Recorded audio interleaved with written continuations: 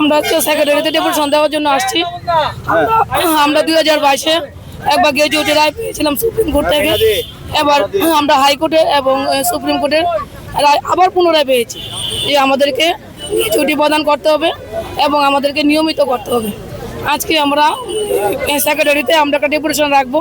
পাশাপাশি আমাদের মাননীয় মুখ্যমন্ত্রীর কাছে আমরা একটা লেটার দিতে চাই যে উনি যাতে আমাদের সাথে একটা সাক্ষাৎ করেন, মানে ওনার মূল্যবান সময় থেকে যাতে আমাদের একটু সময় দান করেন। আর আমরা ত্রিপুরা অঙ্গনের ভোটরা চাই, যেহেতু আমরা সুপ্রিম কোর্টের রায় এবং হাইকোর্টের রায় পেয়েছি, কোর্টের রায় তো কোনোদিনও এটা মিথ্যা হবে না, এটা তো আমাদেরকে দিতেই হবে, আগেই হোক বা পরেই হোক। কিন্তু আমরা চাই যে যেহেতু মাননীয় মুখ্যমন্ত্রী জনদরদী মুখ্যমন্ত্রী, ওনার হাত দিয়ে যাতে এই ভালো কাজটা হয়, যাতে উনি সারা জীবন আমাদের কাছে একটা স্মৃতি হিসেবে থাকতে পারে, যাতে আমরা বলতে পারি যে এই রায়টাকে মান্যতা দিয়েছে আমাদের মাননীয় মুখ্যমন্ত্রী এবং এই কাজটা ওনার হাত ধরে আমরা বোনরা পেয়েছে।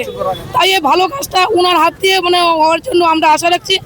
কারণ সুপ্রিম কোর্টের রায় এবং হাইকোর্টের রায়কে কোনো সময় বঞ্চিত করা যাবে না। এটা আজকে হোক কালকে হোক, এটা আমাদের দিতেই হবে। তাহলে দেরি করে কোনো লাভ হবে না, দেরি করলে সরকারেরই লস হয়ে যাবে, কারণ এটি ইন্টারেস্ট সহকারে দিতে লাগবে। কাজেই এটাকে দেরি করা ঠিক হচ্ছে না। আমরা চাই যে আমাদের মাননীয় মুখ্যমন্ত্রী যেহেতু উনি মায়েদের জন্য এই ভারতীয় জনতা পার্টি সবকা সাথ সবকা বিকাশ করে, তাহলে আমরা চাই ত্রিপুরা অঙ্গনারী ভোট যাতে এই বিকাশের আওতায় আমাদেরকে আনা হয় এবং আমাদেরকে আমরা যে সমকাজ করি এই কাজের অনুযায়ী আমাদেরকে বেতনদারি করা হোক। এবং সবচেয়ে বড় কথা হলো হাইকোর্টের রায় এবং সুপ্রিম কোর্টের রায়টাকে মান্যতা দেওয়া, এবং আমরা চাই ওনার হাত ধরে যাতে এই ভালো কাজটা হয়, শুভ কাজটা হয়। কারণ এটা আগে হোক পরে হোক, এটা কিন্তু আমাদেরকে দিতেই হবে। তাহলে আমরা আশা রাখছি যে এটা যাতে আমরা ভারতীয় জনতা পার্টির কাছ থেকে যাতে আমরা এই অধিকারটা আমরা পাই। এটা বলেই আমি আমার বক্তব্য এখন শেষ করলাম।